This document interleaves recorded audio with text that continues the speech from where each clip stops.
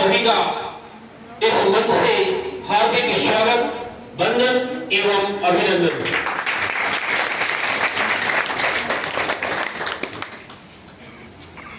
हमारा यानी टीचर का अस्तित्व तभी है जब छात्राएं विद्यालय में हो। निश्चित रूप से हमारा महत्व छात्रों से ही है, छात्र और छात्राओं से ही है।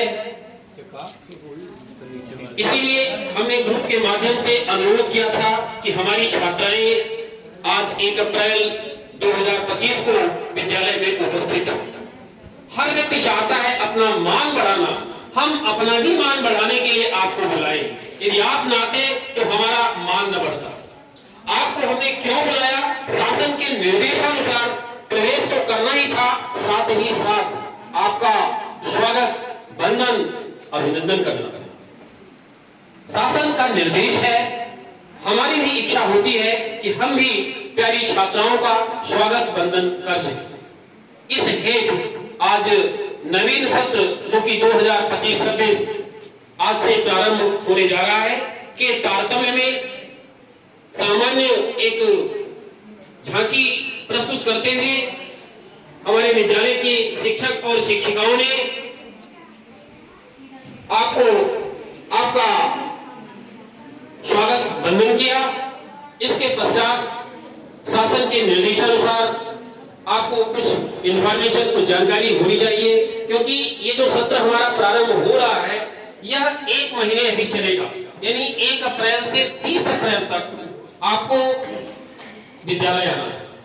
विद्यालय का जो समय है अभी वही है 10 से 5 जो पूर्व निर्धारित समय था, अभी इसमें बदलाव नहीं हुआ है। यदि कोई बदलाव होता है तो उसकी जानकारी आपको दी जाएगी। यानी आपको नियमित रूप से, ऐसा नहीं है कि केवल प्रवेश उत्सव मना लिया इसके पश्चात कल से घर बैठे। प्रवेश उत्सव मनाने का मतलब है कि भाई आपका प्रवेश हो गया। अब प्रवेश के पश्चात अगली जो प्रक्रिया होती है यानी अध्यापन की जो प्रक्रिया, अध्ययन अध्यापन, तो वो अध्ययन अध्यापन आपका 30 अप्रैल तक अनवरत चलेगा।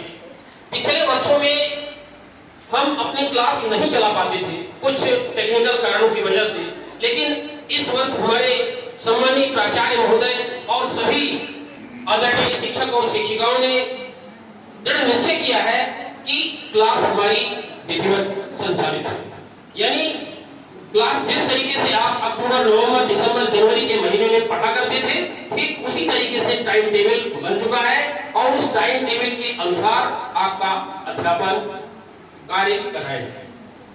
यह आपके लिए फायदे की बात है। हाँ, ये बात अवश्य है कि यूनिट के साथ साथ, मतलब हमारा जो डिसीजन हुआ है वो है कि भाई 2 यूनिट आपका यानी अप्रैल के महीने में पहली यूनिट और दूसरी यूनिट का अध्यापन कार्य कराएंगे। इसके पश्चात आप जब जून में आएंगे तो तीसरी यूनिट चालू होगी। ये मत सोचना कि फिर से एक पहली यूनिट चालू होगी। इसके साथ ही साथ यूनिट के साथ साथ हम चाहेंगे कि आपकी जो बेसिक कमजोरियां हैं, हमारी छात्राओं की जो बेसिक कमजोरियां हैं, चाहे वो गणित में हो, चाहे हिंदी में हो, चाहे वो संस्कृत में हो, अंग्रेजी में हो, ये सभी बेसिक कमजोरियों को दूर करने का प्रयास किया जाए। इसके लिए हमने एक ऑपरेशन तैयार किया है। उस ऑपरेशन को हमने नाम दिया है फंडामेंटल, यानी न्यू। फंडामेंटल का मतलब होता है न्यू। हम पिछले 15 दिन से मंथन कर रहे हैं कि आखिर इस ऑपरेशन का क्या नाम दिया जाए। हमारा जो उद्देश्य है कि हमारी छात्राओं के अंदर विषय वस्तु के संदर्भ में जो छोटी छोटी कमजोरियां हैं, उन कमजोरियों को कैसे दूर करें। यदि वो कमजोरियां आपकी दूर हो जाएंगी तो आपका पढ़ने में बढ़िया मन लगेगा। आपको अपने कक्षा की, अपने विषय की जो विषय वस्तु है, जो पढ़ोगे आप, वो आपको समझ में अच्छे से आएगा। यदि वो कमजोरियां दूर हो जाएंगी तो हमारा प्रयास होगा कि इस अप्रैल के महीने में कंटेंट थोड़ा पढ़ाएंगे, लेकिन जो कमजोरियां हैं उनको हम ज्यादा दूर करने का प्रयास करेंगे।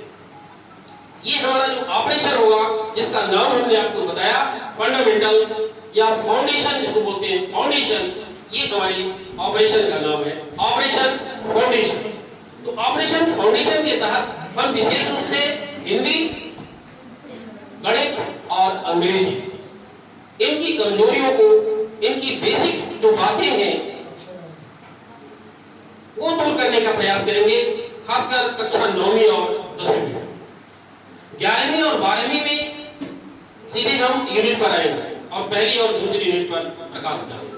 हर विषय ये आपको ध्यान देना है। तात्पर्य ये है कि हमें जरूरत इस बात की है कि आपकी उपस्थिति हमें चाहिए। आज की उपस्थिति बहुत ही न्यून है। हमें हर कक्षा में उपस्थिति चाहिए, 9वीं में चाहिए, 10वीं में चाहिए, 11वीं में चाहिए और 12वीं में चाहिए। हमारा उद्देश्य होगा कि भाई अप्रैल के महीने में आपको जो पढ़ाया जाए उस तरीके से आप उसको आत्मसात करें और ताकि आप फिर जून में उसको कंटिन्यू कर सकें। जो छुट्टियां होंगी उन छुट्टियों में भी हम आपको ऐसा कार्य देंगे कि आप खेल खेल में हंसते हंसते कुछ ऐसा कार्य करेंगे ताकि आपका विकास भी होगा, आपको पता भी नहीं चलेगा और इस तरीके से विषय वस्तु आपकी मजबूत होगी।